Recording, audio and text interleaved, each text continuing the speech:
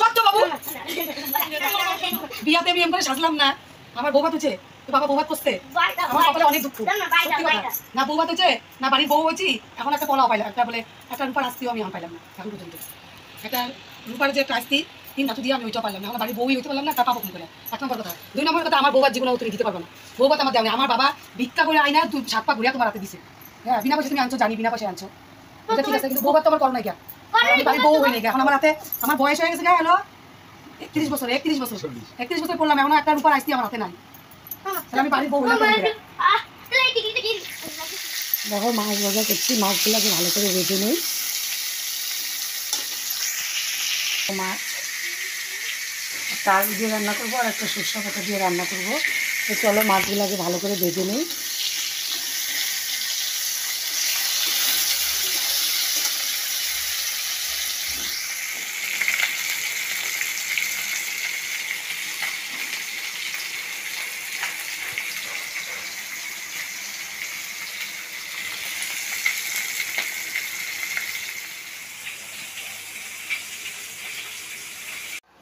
কাজুরা সম্বাদ দিলাম, দিয়ে আমি যে লঙ্কাগুলো দিয়ে দিচ্ছি এখন কিছু, তারপর সরষেটা দিয়ে দিলাম, সরষের গুঁড়োগুলো দিয়ে দিলাম, দিয়ে নাড়াচাড়া করবো, করে হলুদ আর লবণ দিয়ে দিব, দিয়ে দিলাম,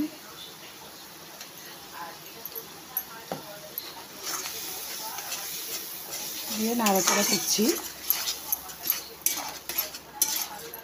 করে আমি মাছগুলো এখন দিয়ে দেবো। মাছ দিয়ে দিব, কয়েকটা মাছ দিব আর কয়েকটা দিয়ে আলু দিয়ে ঝোল করতে হবে, কারণ তোমাদের দাদাভাই শুকনো শুকনো খেতে পারে না, আমার আবার সাথে রান্না করব, কারণ অনেকটা দেরি হয়ে গেছে আমার। এবার আমি ঢেকে দিব, এবার আমি ঢেকে দেব।